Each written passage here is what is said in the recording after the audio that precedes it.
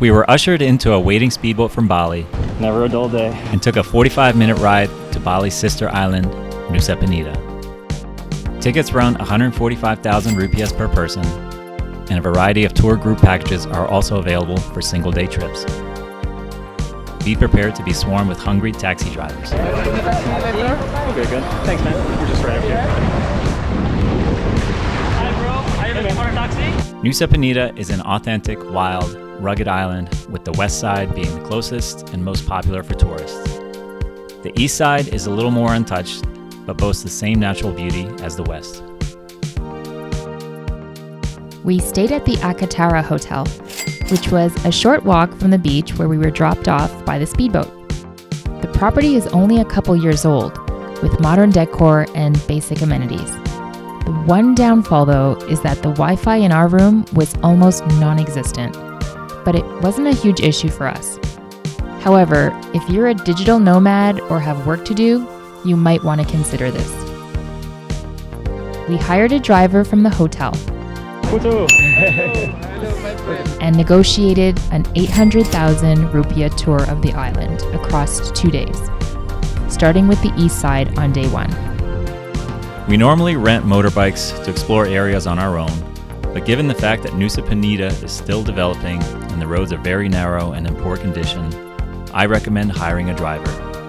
There are lots of dangerous drop-offs, sketchy blind curves, erosion, everything designed to put you in a precarious situation. We say, save the headache and your ass, and pay the extra money to ensure your well-being on this beautiful island. Broke on the road. Yeah, just doing an amazing job here, but I'm glad we're not on the plane. Our first stop was the incredible Diamond Beach. This breathtaking cliffside area, with a white sand beach and turquoise blue waters, is something out of a dream. The rocks emerging from the waters have a nearly perfect diamond shape, adding a dramatic backdrop for the ideal camera shot. We came in the morning hours and paid the 10,000 rupiah fee to enter. A staircase leading down to the beach was finished in late 2018, and it's a surreal experience walking down, enjoying the natural wonders before you. One problem though, it's really tight. You'll need to share the space with others almost all the time. Be patient, and as you reach the bottom, stop and take a moment to admire that gorgeous blue water. You can't swim at high tide because of the strong current, and there's a good chance you'll get splashed if you venture further.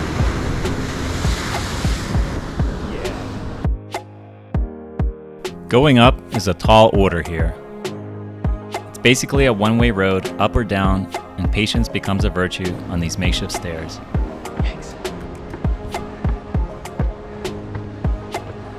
Be mindful of others who have come a long way to see this beautiful place as well. Across from Diamond Beach is Atu Beach, but we decided to save that for later and head to nearby 1,000 Island Viewpoint. It's another gorgeous limestone cliff that looks along the coast, but this area has turned more into a cash grab as of late. There's a small fee to enter, and the area has all the spots for photos, but each one now has a different and strangely expensive price tag on it. There's an odd, rickety bamboo plank that sits on the edge of a cliff, as well as the infamous treehouse overlooking the dramatic coast that is now on a numbered ticket system and a time limit for photos. There is, however, a nice, free, open area at the end where it's not super crowded and can guarantee a nice photo op without the wait.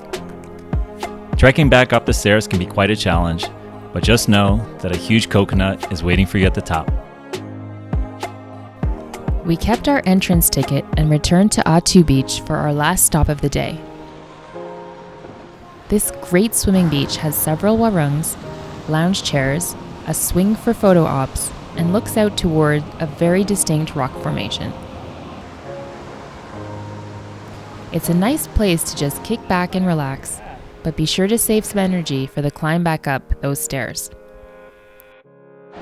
You're gonna get like 20,000 steps in. More.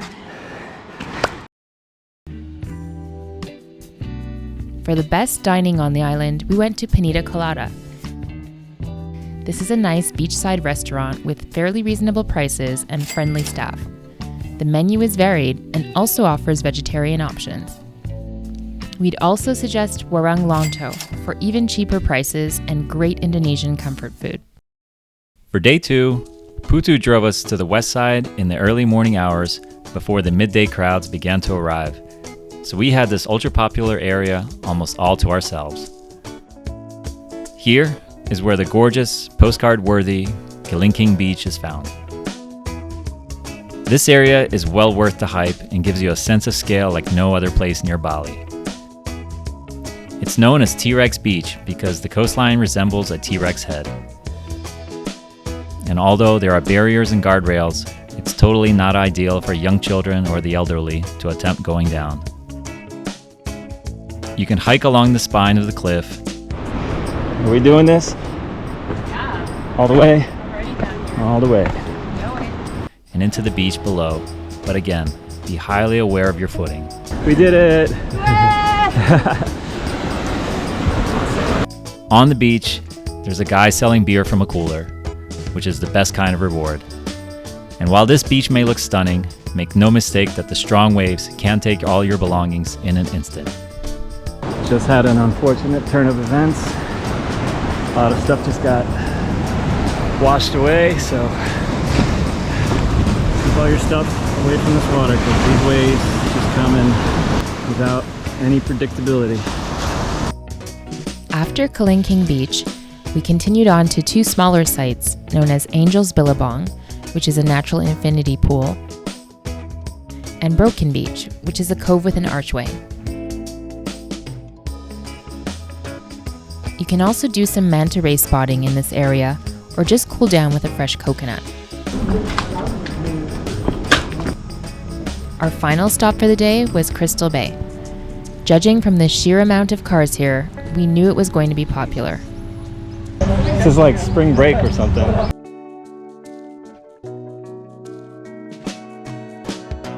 There's no entrance fees to get in, but this area did feel a little underwhelming to us.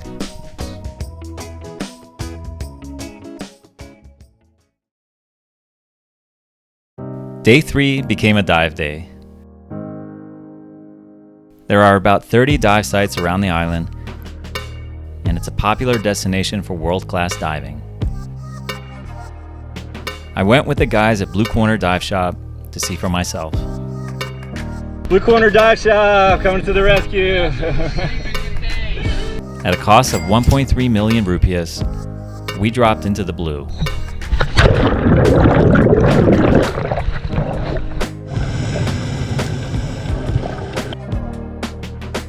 There's a lot of biodiversity in the waters, from colorful reefs to small seahorses, striped lionfish, spotted eagle rays, and of course, the main attraction, the large manta ray.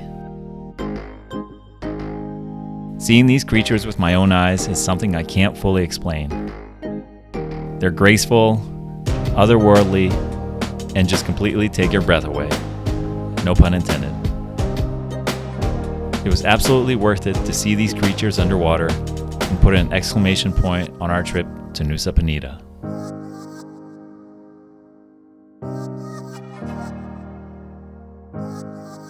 So what's my verdict on this unique Indonesian island?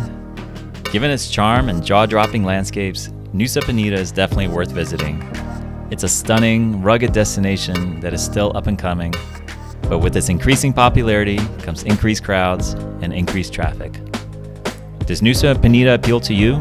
Be sure to let me know in the comments. And hey, if you like this video, don't forget to like and subscribe and hit the bell to be notified when I post a new video. Thank you so much for watching, and I'll see you next time.